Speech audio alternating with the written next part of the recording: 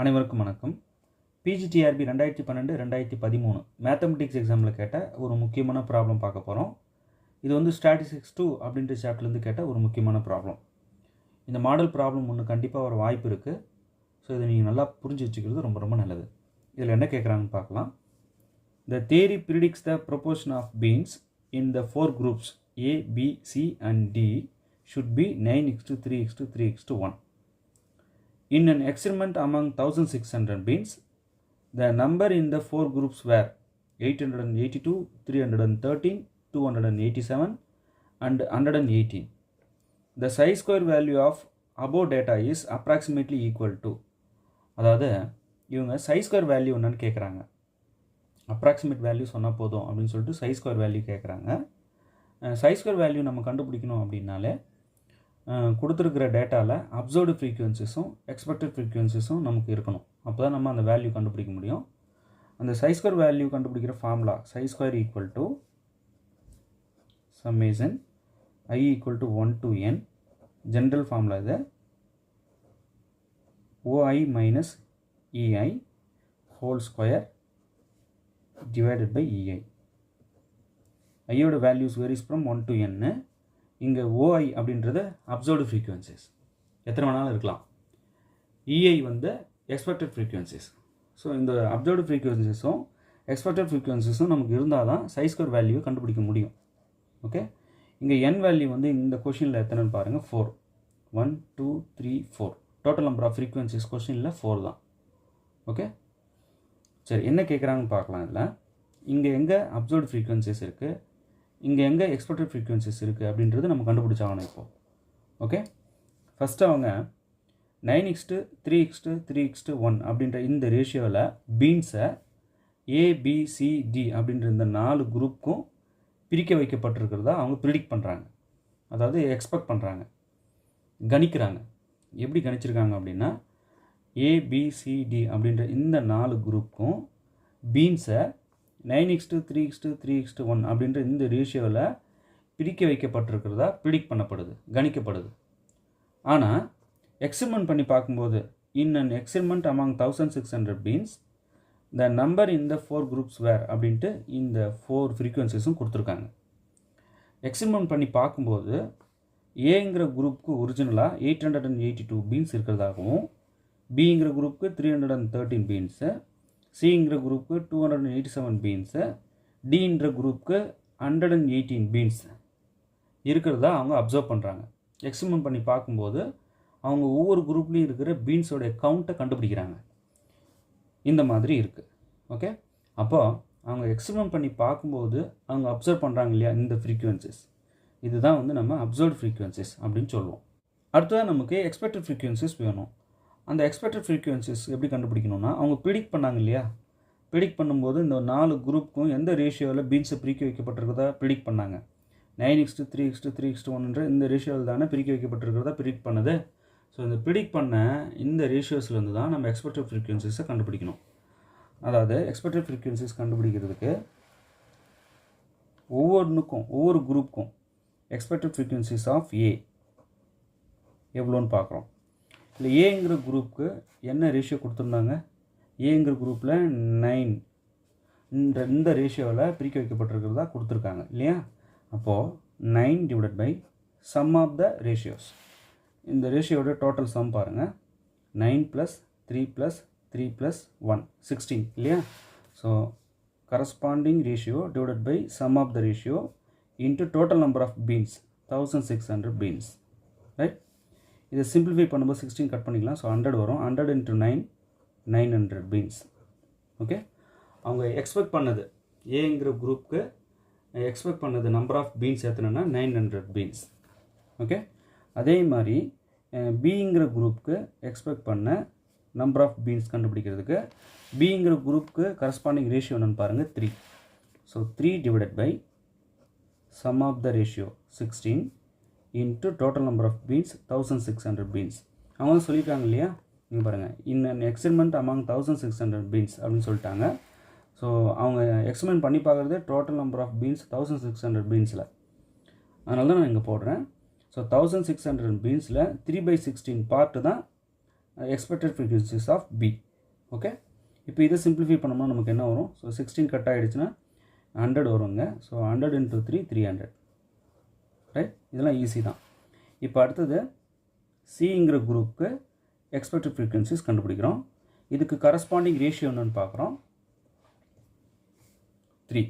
So 3 என்னும்போது 3 divided by 16 into 1600, same value 300 வரும் இல்லையா? அடுத்தது டிங்கிற குரூப்புக்கு எக்ஸ்பெக்டட் ஃப்ரீக்வன்சிஸ் எவ்வளோன்னு பார்க்குறோம். இதுக்கு கரஸ்பாண்டிங் ரேஷியோ என்னன்னு பார்க்குறோம். First 1. So 1 divided by sum of the ratio 16. மொத்தமாக ரேஷியோ கூட்டுறோம், கூட்டி வர்றது 16 into total number of beans வந்து 1600 பீன்ஸ். ஸோ இதை சிம்பிளிஃபை பண்ணும்போது ஜஸ்ட் கட் பண்ணோம்னா 100 வரும். So 100 into 1 100. ஸோ அப்போது டிங்கிற குரூப்பில் அவங்க ப்ரிடிக்ட் பண்ண பீன்ஸ் நம்பர் ஆஃப் பீன்ஸ் எத்தனைன்னு பார்த்தா 100. சிங்கிற குரூப்புக்கு அவங்க ப்ரிடிக்ட் பண்ண நம்பர் ஆஃப் பீன்ஸ் எத்தனைன்னு பார்த்தா 300. பிங்கிற குரூப்புக்கு அவங்க ப்ரிடிக்ட் பண்ண நம்பர் ஆஃப் பீன்ஸ் எத்தனைன்னு பார்த்தா 300 பீன்ஸ். ஏங்கிற குரூப்புக்கு அவங்க ப்ரிடிக்ட் பண்ண டோட்டல் நம்பர் ஆஃப் பீன்ஸ் எத்தனைன்னு பார்த்தா 900 பீன்ஸ். சரி, இந்த மாதிரி எக்ஸ்பெக்டட் ஃப்ரீக்வன்சிஸ் எதுக்கு சார் கண்டுபிடிச்சிங்க? ஏன்னா நம்ம இங்கே யூஸ் பண்ண போகிறோம். ஓகே, அப்சர்வ்டு ஃப்ரீக்வன்சிஸ் அவங்களுக்கு கொடுத்துட்டாங்க. எக்ஸ்பெரிமெண்ட் பண்ணி பார்க்கும்போது அவங்க அப்சர்வ் பண்ணாங்க இல்லையா ஒரு சில விஷயங்கள். ஏங்கிற குரூப்பில் இத்தனை பீன்ஸ் இருந்ததாகவும், பிங்கிற குரூப்பில் இத்தனை பீன்ஸ் இருந்ததாகவும், சிங்கிற குரூப்பில் இத்தனை பீன்ஸ் இருந்ததாகவும், டிங்கிற குரூப்பில் இத்தனை பீன்ஸ் இருந்ததாகவும் அவங்க எக்ஸ்பெரிமெண்ட் பண்ணி பார்த்து அப்சர்வ் பண்ணாங்க இல்லையா? ஸோ இந்த ஃப்ரீக்வன்சிஸ் தான் அப்சர்வ்டு ஃப்ரீக்வன்சிஸ். ஓகே, இப்போ சை ஸ்கொயர் வேல்யூ கண்டுபிடிக்க போகிறோம். இது கண்டுபிடிக்கிறது ரொம்ப ஈஸி, ஒன்றும் கஷ்டம் இல்லை. ஃபஸ்ட்டு என்ன செய்கிறோம், அப்சர்வ்டு ஃப்ரீக்வன்சிஸ் எழுதுகிறோம். ஓஐ, ஐயோட வேல்யூஸ் வேரிஸ் ஃப்ரம் 1 to 4. இங்கே வந்து 4 ஃப்ரீக்வன்சிஸ் தான் இருக்குது. So I value 1 2 3 4. Okay, observed frequencies. அடுத்தது எக்ஸ்பெக்டட் ஃப்ரீக்வன்சிஸ். இந்த அப்சர்வ்டு ஃப்ரீக்வன்சிஸ்லேருந்து எக்ஸ்பெக்டட் ஃப்ரீக்வன்சிஸை சப்ராக்ட் பண்ணுறோம். அப்புறம் இந்த வர வேல்யூ ஸ்கொயர் பண்ணுறோம். Observed frequencies minus expected frequencies whole square. அடுத்தது observed frequencies minus expected frequencies whole square divided by EI கண்டுபிடிக்கிறோம். இங்கே வர வேல்யூஸை அப்படியே சம் பண்ணிடுறோம், அவ்வளோதான். ஓகே, இப்போ அப்சர்வ்டு ஃப்ரீக்வன்சிஸ் என்னென்ன கொடுத்துருந்தாங்க, இங்கே கொடுத்துருக்காங்க பாருங்கள். 882, 313, 287, 118. இதை கொண்டு வந்து அங்கே அப்படியே லைனாக எழுதுங்க. 882, 313, 287, 118. ஓகே, கரஸ்பாண்டிங் எக்ஸ்பெக்டட் ஃப்ரீக்வன்சிஸ் நம்ம கண்டுபிடிச்சிருக்கோம் இல்லையா? இதுக்கு என்ன, அதாவது ஏங்கிற குரூப் இது ஏக்கு, இது பிக்கு, இது சிக்கு, இது டிக்கு இல்லையா? ஸோ ஏங்கிற குரூப்புக்கு எக்ஸ்பெக்டட் ஃப்ரீக்வன்சிஸ் 900 நம்ம கண்டுபிடிச்சிருக்கோம் இல்லையா? இங்கே ஒரு பாருங்கள். அடுத்தது 300, 300, 100. ஸோ இதை அப்படியே லைனாக எழுதிக்கிறேன்.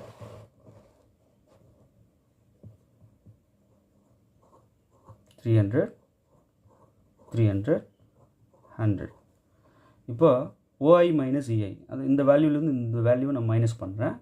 ஸோ 882லேருந்து 900 நம்ம மைனஸ் பண்ணிட்டோம்னா -18 வரும் இல்லையா?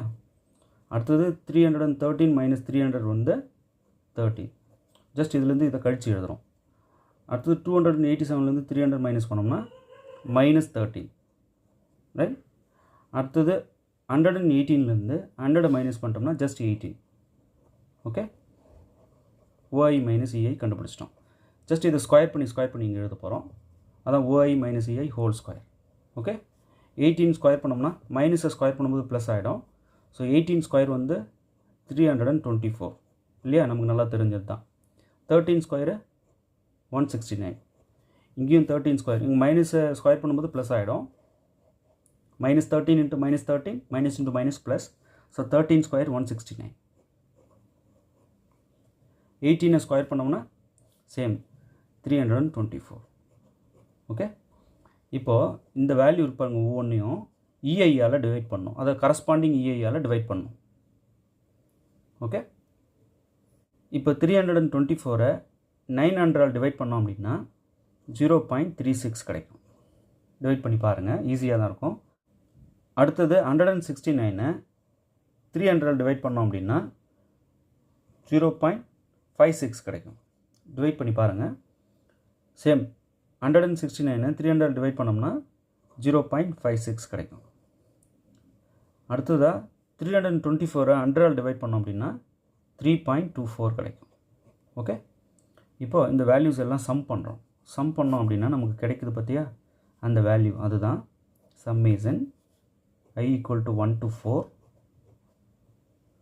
OI minus EI the whole square divided by EI is equal to, இது சம் பண்ணி வர வேல்யூ 4.72 அப்படின்னு வரும். ஓகே, சம் பண்ணி பாருங்கள். ரொம்ப ரொம்ப ஈஸி. டிவைட் இதை ஒவ்வொன்றையும் எடுத்து டிவைட் பண்ணி பாருங்கள், ஒவ்வொன்றையும் ஆட் பண்ணி பாருங்கள். ரொம்ப ஈஸி தான், ஒன்றும் கஷ்டம் கிடையாது. ஜஸ்ட் ஆட் பண்ணுங்கள். 6 + 6 12, 12 + 6 18, 18 + 4 22, 22க்கு 2, ரிமைனிங் 2 இங்கே 5, 5 + 5 10, 10 + 5 15, 15 + 2 17, 7 போட்டு ரிமைனிங் 1 இங்கே. ஸோ 1 + 3 4, ஸோ 4.72 வருது. ரொம்ப ஈஸி, இது ஒன்றும் கஷ்டம் கிடையாது. அதே போல் தான் ஒவ்வொன்றும் டிவைட் பண்ணி பார்க்குறதும். இப்போ 324 900 டிவைட் பண்ணுறோம் பாருங்கள்.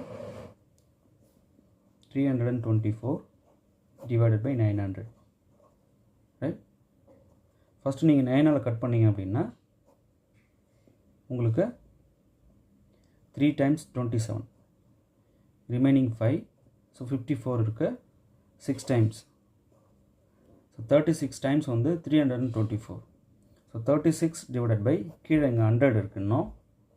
இப்போ 100 இருக்கிறதுனால நம்ம என்ன பண்ணிடலாம், 2 டிஜிட் தள்ளி புள்ளி வச்சிடலாம், பாயிண்ட் வச்சிடலாம். இப்போ 0.36 வரும் இல்லையா. அதே போல் தான் இப்போ 169 இருக்கு இல்லையா. 169 நாம் 300 டிவைட் பண்ணுறோம். பண்ணும்போது நமக்கு ஃபஸ்ட்டு 3ஆல் கட் பண்ணிக்கிறோம். கட் பண்ணோம்னா 5 டைம்ஸ் வரும், ரைட். 5 டைம்ஸ் வந்து 15, ரிமைனிங் 1, 6 டைம்ஸ் 18, ஸோ ரிமைனிங் 1 வரும். இங்கே பாயிண்ட் வச்சுட்டு 0 சேர்த்துக்கலாம். 3 டைம்ஸ் அகைன் ரிமைனிங் 1 வரும். 3 டைம்ஸ் அப்படி போயிட்டே இருக்கும். அப்போ 56.33 போயிட்டே இருக்கும். இங்கே கீழே இன்னும் 100 இருக்குது இல்லையா. 3 மட்டும் தானே கட் பண்ணியிருக்கோம். ஸோ 100 இருக்குது. இங்கே 100 இருந்தால் 100 டிவைட் பண்ணும்போது இந்த பாயிண்ட் ஜஸ்ட் 2 டிஜிட் தாண்டி முன்னாடி வரும் இந்த பாயிண்ட். அப்போது 0.5633, நான் 0.56 மட்டும் எடுத்திருப்பேன். ஓகே, அதுதான் இங்கே போட்டிருப்பேன். ஏன் நான் 2 டிஜிட் மட்டும் யூஸ் பண்ணுறேன் அப்படின்னா, எனக்கு கிடச்சிருக்கிற இங்கே கொடுத்துருக்கிற ஆப்ஷன் பாருங்கள், 2 டிஜிட் 1 டிஜிட்டில் தான் இருக்குது. ஸோ அதனால் நான் பின்னாடி வர 3 விட்டுட்டு இப்போ 0.56 போட்டிருக்கேன். ஓகே, அதே போல் தான் இதுக்கும் சேம் வேல்யூ தானே. 169 300 டிவைட் பண்ணும்போது 0.56 கிடைக்கும். அடுத்தது 324 100 டிவைட் பண்ணும்போது ஜஸ்ட் நம்ம பாயிண்ட் வச்சா போதும். 100 டிவைட் பண்ணுறதுனா 2 ஜீரோஸ் இருக்குது. ஸோ 2 டிஜிட் தள்ளி பாயிண்ட் வச்சா போதும். வச்சிட்ட பிறகு எல்லாத்தையும் ஆட் பண்ணி பார்க்குறோம். ஆட் பண்ணால் 4.72 வருது. ஸோ நமக்கு சை-ஸ்கொயர் வேல்யூ, அப்ராக்சிமேட் சை-ஸ்கொயர் வேல்யூ 4.72. இப்போ இதில் பார்த்தோம் அப்படின்னா ஆப்ஷன் டி தான் கரெக்ட். ஓகே, நல்லா ப்ராக்டிஸ் பண்ணிக்கங்க. ஒன்றும் இல்லை, ரொம்ப ஈஸி. இதை அவங்க எக்ஸ்பெக்டட் ஃப்ரீக்வன்சிஸை ரேஷியோவில் கொடுத்துட்டாங்க, அப்சர்வ்டு ஃப்ரீக்வன்சிஸை இந்த மாதிரி கவுண்டிங்கில் கொடுத்துருக்காங்க எண்ணிக்கையில். இதை டைரெக்டாக எடுத்துக்கலாம், பட் இதை டைரெக்டாக எடுத்துக்க முடியாது. கொடுத்துருக்கிற ரேஷியோஸை இந்த மாதிரி எண்ணிக்கையாக மாற்றணும், கவுண்டிங்காக மாற்றணும். ஸோ 900 300 300 100 நமக்கு கிடைக்குது. இதை வச்சுக்கிட்டு டேபிள் ஒன்று போடுறோம். ரொம்ப ஈஸி தான், இது கஷ்டம்லாம் கிடையாது.